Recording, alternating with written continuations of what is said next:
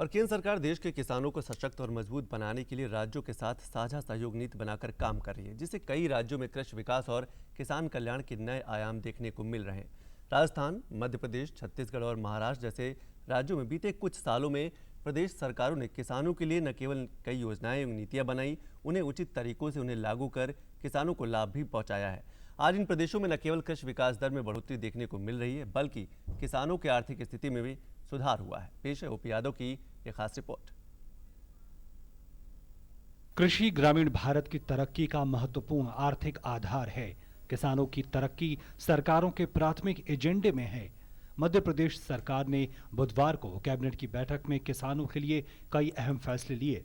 इन फैसलों में सब्जी की कीमत तय करने के लिए विपणन आयोग बनाने, मूंग की खरीद अतिरिक्त 5,025 रुपए प्रति क्विंटल में करने और कृषि उपज का तत्काल भुगतान करने के निर्देश जारी किए गए हैं। इसके अतिरिक्त मूंग, उड़द और तुअर दाल की खरीद का सरकार ने फैसला किया है। इससे पूर्व मुख्यमंत्री शिवराज सिंह चौहान ने प्रदेश के किसानों को उनकी फसल के वाजिब दाम दिलाने के लिए 1,000 करोड़ रुपए का मूल्य स्थिरीकरण कोष बनाने की घोषणा भी की थी। साथ ही प्रदर्शनकारियों द्वारा की जा रही हिंसा के दौरान जान गंवाने वालों के प्रभावितों को आर्थिक मदद देने जैसे अहम फैसले भी लिए गए थे। घटना में जो मृतक है उनके परिवारों को 1-1 करोड़ रुपए की सहायता राशि दी जाएगी। परिजनों के एक सदस्य को योग्यतानुसार शासकीय नौकरी देंगे। जो घायल हैं उनका सरकार निःशुल्क इलाज कराएगी। 5-5 लाख रुपए की राशि उनके परिजनों को भी दी जाएगी। कृषि के क्षेत्र में किए जा रहे नवाचारों के कारण मध्य प्रदेश देश के अग्रणी राज्यों की श्रेणी में शुमार किया जाने लगा है। आज यहां कृषि विकास दर 24.99% देखी जा रही है। वहीं प्रति व्यक्ति आय में भी 350% से भी अधिक की वृद्धि दर्ज की गई है। शिवराज जी का इनिशिएटिव के कारण से कृषि देश में 4% है, मध्य प्रदेश में 20% के ऊपर है।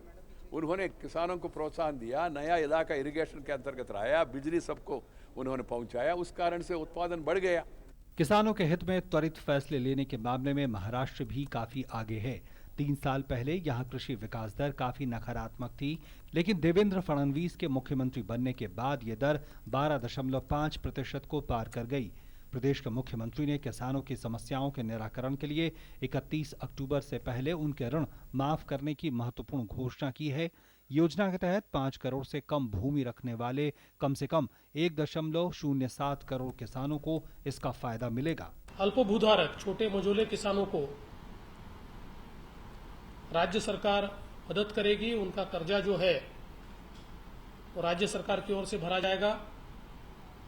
उसके संदर्भ में 31 अक्टूबर से पहले राज्य सरकार अपनी योजना लाएगी, उसको कार्यान्वित करेगी। भारत एक लोकतांत्रिक देश है जहां पर विरोध प्रदर्शन करना एक आम बात है, लेकिन निजी स्वार्थ के लिए किसानों को बलि का बकरा बनाकर आंदोलन करना गैर जिम्मेदाराना हरकत है। मध्य प्रदेश और महाराष्ट्र में किसानों को गुमराह कर कुछ संगठन अपनी रोटियां सेकने का काम कर रहे हैं। इससे किसानों के साथ साथ देश की अर्थव्यवस्था को भी नुकसान हो रहा है। किसानों को ऐसे असामाजिक तत्वों से सावधान रहने की जरूरत है। ओपी यादव की रिपोर्ट, डीडी न्यूज दिल्ली।